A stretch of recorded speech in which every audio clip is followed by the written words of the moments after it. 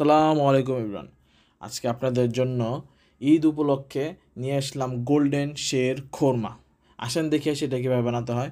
এর জন্য একটা প্যানে দুধ নিয়ে নিলাম। দুধটাকে ততক্ষণ পর্যন্ত জাল দিতে হবে যতক্ষণ পর্যন্ত এটা গাঢ় না হয়ে যায়। এখন কিছু কাঠবাদাম, কাজু বাদাম, পেস্তা বাদাম এগুলো ভালোভাবে কেটে নেই। কেটে নেওয়ার পর এখন এখান থেকে কিছু বাদাম নিয়ে ব্লান্ডারে দিই। ব্লান্ডারে দেওয়ার পর এর মধ্যে অল্প একটু দুধ অ্যাড করি। এখন ব্লান্ডারটা করে এটা দুধের মধ্যে মিশিয়ে দিব।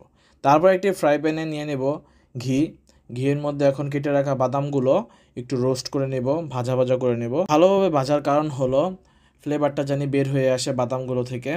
এখন বাদামগুলো ভালোভাবে রোস্ট করার পর এগুলোকে আমরা দুধে ছেড়ে দেব। সবগুলো বাদাম এবং কিশমিশ দেওয়ার পর দুধটা একটু নাড়িয়ে ছেড়ে দেই।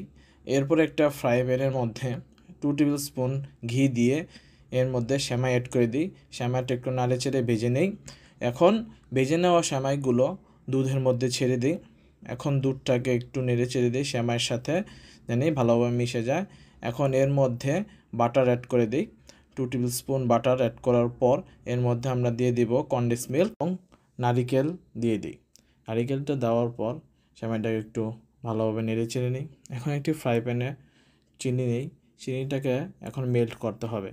যেহেতু এটার নাম গোল্ডেন পড়েছে, তাই চিনিটার সাহায্যে আমরা সেমাইটাকে গোল্ডেন কালার দেব। এখন চিনিটা মেল্ট হয়ে গেলে সেমাইয়ের মধ্যে দিয়ে দিব এবং একটু নাড়িয়ে চাড়িয়ে নিই। এখন একটা পাত্রে ঘি দিয়ে ব্রাশ করে নিই। এখন সেমাইগুলো ডেকোরেশনের জন্য আমি কাজু বাদাম এবং নারিকেল ব্যবহার করেছি।